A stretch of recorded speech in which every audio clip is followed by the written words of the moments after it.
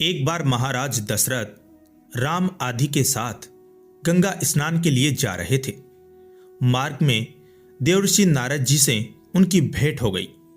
महाराज दशरथ आदि सभी ने देवर्षि को प्रणाम किया।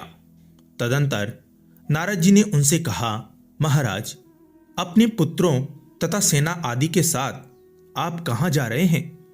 इस पर बड़े ही विनम्र भाव से राजा दशरथ जी ने बताया, भगवान, हम सभी गंगा स्नान की अभिलाषा से जा रहे हैं। इस पर मुनि ने उनसे कहा, महाराज, निसंदेह आप बड़े अज्ञानी प्रतीत होते हैं, क्योंकि पतित पावनी भगवती गंगा जिनके चरण कमलों से प्रकट हुई हैं, वे ही नारायण श्री राम आपके पुत्र रूप में अवतरित होकर आपके साथ में रह रहे हैं। उनके चरणों की सेवा और उनका दर्शन ही दान, पुण्य और गंगा स्नान है। फिर हे राजन, आप उनकी सेवा न करके अन्यत्र कहाँ जा रहे हैं? पुत्र भाव से अपने भगवान का ही दर्शन करें। श्री राम के मुख कमल के दर्शन के बाद कौन कर्म करना शेष बच जाता है? पतित पावनी गंगा अवनी मंडले, सेई गंगा जन्मी लेन यार पद तले। सेई दान सेई पुण्य सेई गंगा स्नान, पुत्र भावे देख तुम्ही प्रभु भगवान।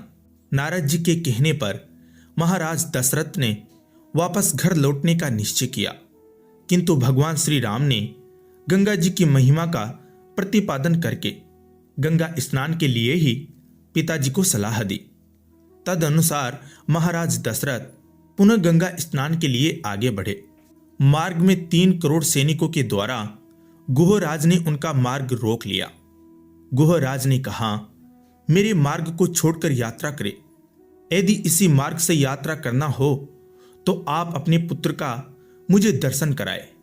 इस पर दशरथ की सेना का गुह की सेना के साथ घनघोर युद्ध प्रारंभ हो गया। गुह बंदी बना लिए गए। कौतुकी भगवान श्री राम जो ही युद्ध देखने की इच्छा से गुहराज के सामने पड़े, गुह ने दंडवत प्रणाम कर हाथ जोड़ प्रणाम किया।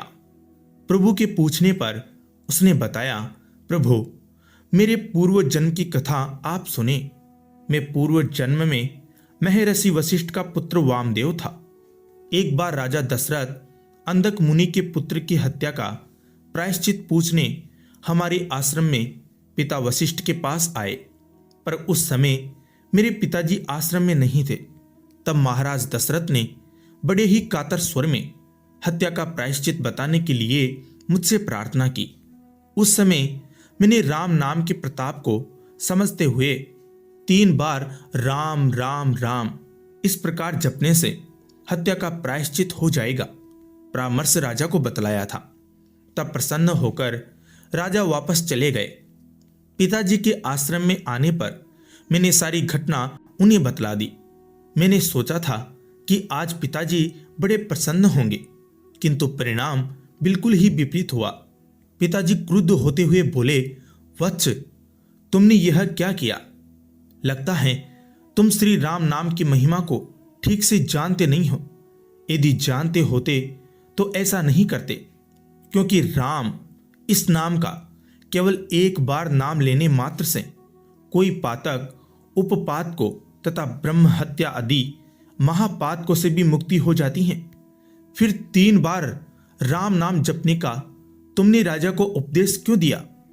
जाओ, तुम नीच योनि में जन्म ग्रहण करोगे, और जब राजा दशरथ के घर में साक्षात नारायण श्री राम अवतीर्ण होंगे, तब उनके दर्शन से तुम्हारी मुक्ति होगी। प्रभु, आज मैं करुणा सागर पतित पावन आपका दर्शन पाकर कृतार्थ हुआ। इतना कहकर गुहराज प्रेम विवहल हो रोने लगा। तब दया के सागर श्री राम ने उसे बंधन मुक्त किया और अग्नि को साक्षी मानकर उससे मैत्री कर ली। भगवान के मात्र एक नाम का प्रताप कितना है, यह इस प्रसंग से ज्ञात होता है। जय श्री राम।